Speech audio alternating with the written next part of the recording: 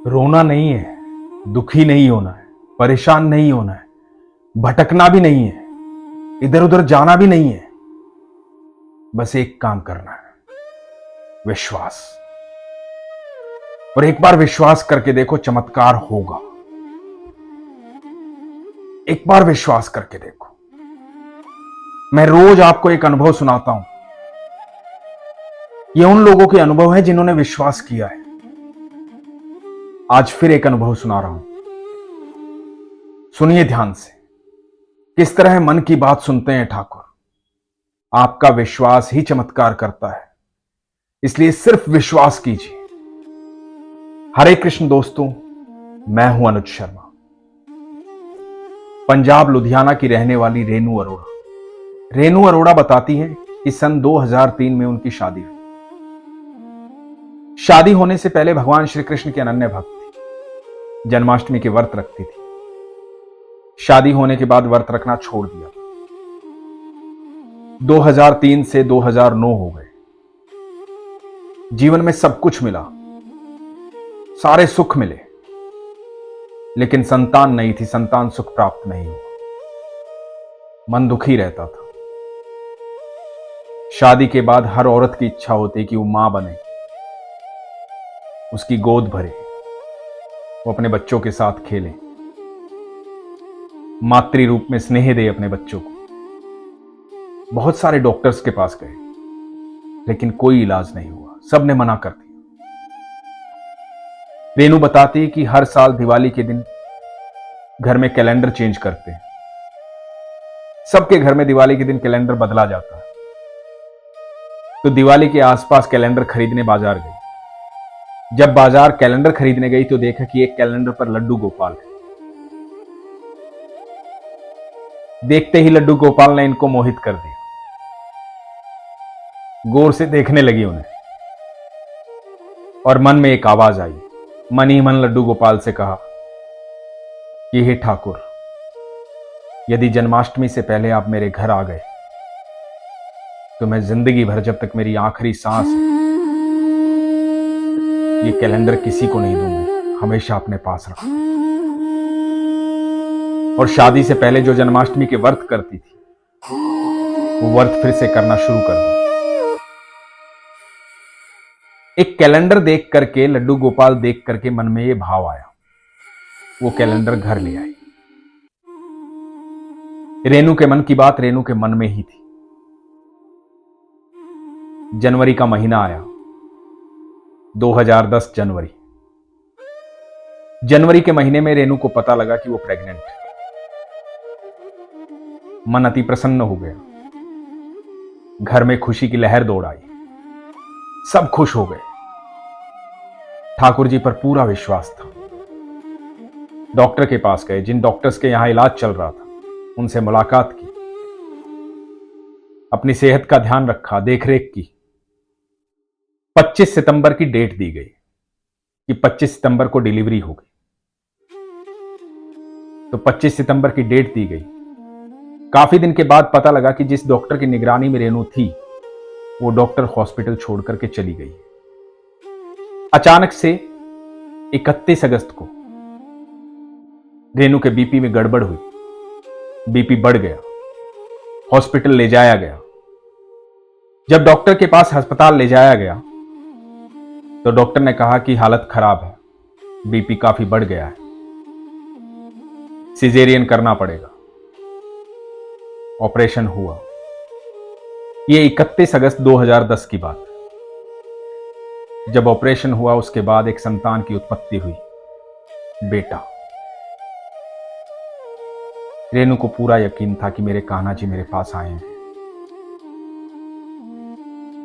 और कमाल की बात यह थी कि 31 अगस्त 2010 की वो रात थी जिस रात जन्माष्टमी थी। 1 सितंबर की जन्माष्टमी थी। रेनू के यहां कान्हा जी ने जन्म लिया। पूरी दुनिया में कान्हा जी ने जन्म लिया। ब्रह्मांड का नायक जन्माष्टमी के दिन पैदा हुआ था। इनके यहां भी बच्चा पैदा हुआ। बच्चे का नाम लविश रखा गया। रेनू बताती है कि मैं कभी कभी उनको माखन बोलती हूं। दही और माखन के बहुत शौकीन है। आज भी वो तस्वीर, भगवान का वो कैलेंडर आज भी फ्रेम करवा के अपने घर में रख रखा है। रेनू कहती है कि जिंदगी की आखिरी सांस तक मेरे कन्हैया मेरे साथ रहे। ये विश्वास की बात है। मन में आई बात थी, मन से सुनी गई। हम इतनी भीड़ के साथ, इतने लोगों के साथ, इतने शोरगुल के साथ जब मंदिर में खड़े होते हैं, ठाकुर जी के पास जाते हैं, तो बहुत शोर होता है, बहुत भीड़ होती है, बहुत लोग खड़े होते हैं और ठाकुर जी सामने खड़े होकर के मुस्कुरा रहे हो और हम मन ही मन बात कर रहे होते हैं। ना तो हम ऊंचे शब्दों में बात करते हैं, ना तेज आवाज में चिल्लाकर उन्हें कहते हैं, ना जोर जोर से अपनी डिमांड उनके सामने रखते हैं, बस मन में कह रहे होते हैं। और जब हम सच्चे मन से कहते हैं ना, विश्वास के साथ, तो ठाकुर मन से सुनता है। ठाकुर कण कण में है। वो पूरे ब्रह्मांड के नायक है, अनंत ब्रह्मांड के मालिक है, सारी सृष्टि के रचयिता है। हर कण में है, हर कण में। लोग कहते हैं ना कि यहां भी ठाकुर है, यहां भी ठाकुर है, इस कैलेंडर में ठाकुर कैसे आ गया? अभी तो पूजा भी नहीं हुई थी, कैलेंडर छप के आया था, बाजार में लगा था। ऐसा नहीं है। तीनों लोकों में, अनंत ब्रह्मांड में ऐसा कोई कण नहीं है जहां कृष्ण ना हो। कृष्ण हर जगह है। आपका मन सच्चा होना चाहिए, आपका विश्वास पक्का होना चाहिए। आपकी हर बात वो सुनते हैं और जिस भी बात को अपने विश्वास से आप कह देते हैं, तो आप यकीन मानना, उसे पूर्ण होने से कोई रोक नहीं सकता। बहुत लोग कहते हैं कि जिंदगी चली गई दुखों में, सुख नहीं आया। बचपन से भगवान का नाम ले रहे हैं, बचपन से ठाकुर की पूजा कर रहे हैं, लेकिन सुख नहीं आया। मैं तो ये कहता हूं कि जो ये कह सकता है वो ठाकुर को जानता ही नहीं है। उसे अपने ऊपर काम करना चाहिए, अपने विश्वास पर काम करना चाहिए। जिसे ठाकुर से प्रेम होगा, विश्वास होगा, आपको लगता है कि उसे बाकी किसी चीज की आवश्यकता रह जाएगी या उसे दुख दिखाई भी देगा? क्योंकि दोस्तों, मैं हमेशा कहता हूं, दुख अकेला नहीं आता, दुख ठाकुर जी के साथ आता है।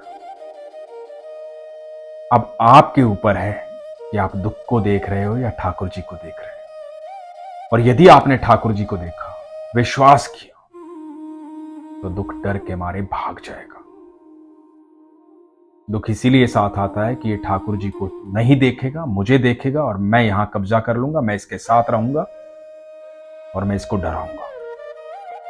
लेकिन जो व्यक्ति दुख को नहीं देखता है, जिसे सिर्फ ठाकुर जी दिखाई देते हैं, उसके जीवन में दुख आता ही नहीं है, आ ही नहीं सकता। किस चीज की इच्छा करते हैं? क्या चाहिए हमें? सब कुछ दिया है उसने। ऐसा लगता है किसी को कि कुछ नहीं दिया? सब कुछ दिया है। एक बार गौर से आईने के सामने खड़े होना, अपने पूरे शरीर को देखना, संपूर्ण शरीर दिया है आपको। ऐसे बहुत लोग हैं जिनके पास वो नहीं है, लेकिन आपके पास है। इसके लिए उसका धन्यवाद करो। इसी धरती पर ऐसे बहुत लोग हैं जिनको सूरज की रोशनी रोज नहीं मिलती। जितने प्रकार के फल आप खाते हैं, उतने प्रकार के फल वो नहीं खा सकते। जिस धरती पर आप पैदा हुए, जहां आप पैदा हुए, वहां के वातावरण को देखिए। आपको जो दिया है वो सबको नहीं दिया है। इस बात को गौर से सोचिएगा और हर समय उसका धन्यवाद कीजिएगा। उसने जो दिया है ना, वो कोई और दे नहीं सकता। वो हमेशा आपके साथ है। वो हमेशा ये कहते हैं कि मैं तेरे साथ हूं, तू विश्वास से आवाज तो दे, फिर देख जो तुझे चाहिए वो मैं तुझे दूंगा। लेकिन विश्वास रख, शंका मत करो। और शंका क्या होती है? जो लोग ये कहते हैं ना कि मैं इतने दिन से पूजा कर रहा हूं लेकिन कामयाबी नहीं मिल रही, असफल हो रहा हूं, दुख है, यही शंका है। जिस दिन इसको भी मिटा दोगे ना और जो मिल रहा है उसमें सुखी हो जाओगे, खुश हो जाओगे, उस दिन देखना आपको खुद अपने होने पर गर्व महसूस होगा, क्योंकि आप उस पिता की संतान हैं जो अनंत ब्रह्मांड का मालिक है। इसलिए हमेशा अपने विश्वास को मजबूत रखिए, अपना ख्याल रखिए। हरे कृष्ण।